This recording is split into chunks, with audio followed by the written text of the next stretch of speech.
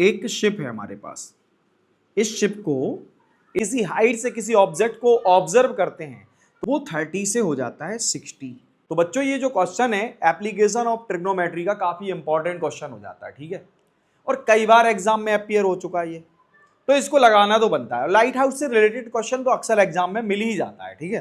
Question क्या है, as observe from the top of the lighthouse 100 metre high above the sea level the angle of depression of ship sailing directly toward it changes from 30 to 60, determine the distance traveled by the ship during the period of observation।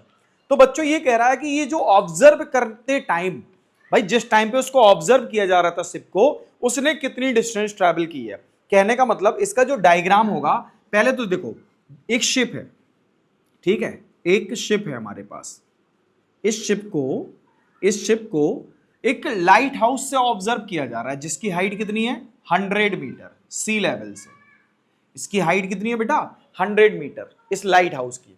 अब इस light house से इस ship को observe किया जा रहा है, ठीक है।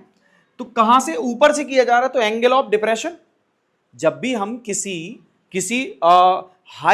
हाई वाले ऑब्जेक्ट से, ठीक है, किसी हाइट से किसी ऑब्जेक्ट को ऑब्जर्व करते हैं तो वहां जो एंगल फॉर्म होगा वो कैसा होगा बच्चों, एंगल ऑफ डिप्रेशन। तो क्या होगा, ये जो होगी लाइन ऑफ साइट जो होगी कुछ ऐसे बनेगी, ठीक है बच्चों, ये बात आ गई होगी समझ में। तो ये पहले क्या थी 30 डिग्री, पहले क्या थी 30 डिग्री थी, पहले थी ये 30 डिग्री, ठीक है। आफ्टर सम टाइम इसका जो एंगल है ना 30 से 60 में चेंज हो जाता है थोड़ी देर बाद।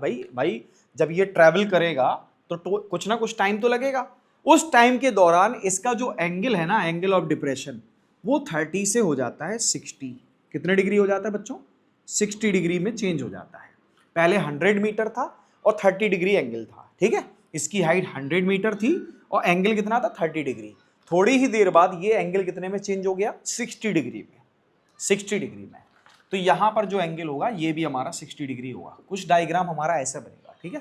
तो late AB be the height of lighthouse and such that AB is equal to 100 metre. 100 metre मतलब जो AB होगा वो 100 मीटर होगा। So AB is equal to 100 metre. आप इसमें लिख भी सकते हैं, क्या लिख सकते हैं, हाइट ऑफ लाइट हाउस, ठीक है बच्चों, ये बात आ गई होगी समझ में। अब देखो उसने हमसे पूछा क्या है, उसने ये पूछा है शिप जब यहां था 30 डिग्री एंगल बन रहा था उसका, ठीक है, एंगल ऑफ डिप्रेशन 30 था, और जब 60 बना तो उस दौरान उसने कितनी डिस्टेंस ट्रैवल कर रखी, ये वाली डिस्टेंस उसने हमसे पूछ ली, ठीक है, ये वाली डिस्टेंस उसने हमसे पूछ ली। तो सपोज करो कि जब किसी ऑब्जर्वर ने शिप को ऑब्जर्व किया तो वो सी पॉइंट पे था, ठीक है। थोड़ी ही देर बाद वो डी पॉइंट पे पहुंच गया, तो ये डिस्टेंस उसने हमसे पूछ ली। So let the distance travelled by ship from 30 to 60 degree is CD। So CD is unknown, so this is question mark. अच्छा, इसको हम x भी ले सकते हैं, let CD is equal to x, ठीक है, ये बात आ गई होगी समझ में। अब बच्चों हमारे पास यहां पर राइट एंगल ट्राइंगल दिखाई दे रहा होगा। हमने आपको पहले भी ये बताया है कि बच्चों कभी भी क्वेश्चन दिखे, कभी भी आपको एप्लीकेशन ऑफ ट्रिग्नोमेट्री से क्वेश्चन दिखाई दे, उस क्वेश्चन में आपको जनरली राइट एंगल ट्राइंगल का ही यूज करना है, ठीक है। तो दोनों केसेस में हम राइट एंगल ट्राइंगल को ही ढूंढेंगे। अब राइट एंगल ट्राइंगल कैसे मिलेगा, ध्यान से सुनो। जहां एंगल बनता है यानी कि सी से हम सीधे जाएंगे कहां पर, यहां राइट एंगल पर, ठीक है, और सबसे उसके बाद जाएंगे हम लोग टॉप पॉइंट पर। तो एक ट्राइंगल मिला हमें कौन सा, CBA, इसका नाम हम कह सकते हैं ABC, ठीक है। दूसरा D से हम पहुंचे राइट एंगल पर और सीधे टॉप पर, तो इस ट्राइंगल का नाम हो गया ABD। तो सबसे पहले क्या करेंगे, इन ट्राइंगल ABC।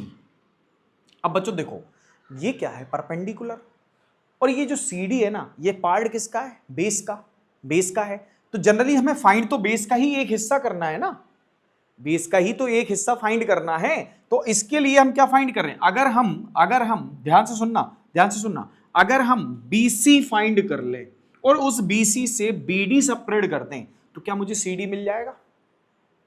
CD मिल जाएगा ना।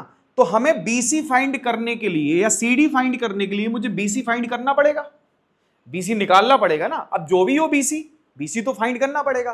तो इसके लिए क्या करेंगे, इसके लिए क्या करेंगे, 10 यानी कि परपेंडिकुलर और बेस के बीच का रेशियो लेंगे, 10/30 इक्वल AB अपॉन BC। अब 10/30 की वैल्यू क्या होती है, 1/√3, 1/√3।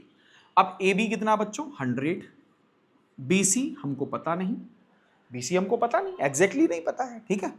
सो BC इज इक्वल टू आ जाएगा आपका 100√3, 100√3 मीटर। ओके, ये बन गई फर्स्ट इक्वेशन, ये बन गई फर्स्ट इक्वेशन। अब क्या है हमारे पास, सेकंड ट्राइंगल जो है वो है ABD। So in triangle ABD, in triangle ABD 10। अब यहां भी तो हमारे पास क्या है, देखो हमें निकाला BC, ठीक है, और BC का ही एक पार्ट क्या है, BD। तो ये भी तो एक बेस है भाई, हमको तो BC से BD सेपरेट करना होगा तभी तो CD मिलेगा।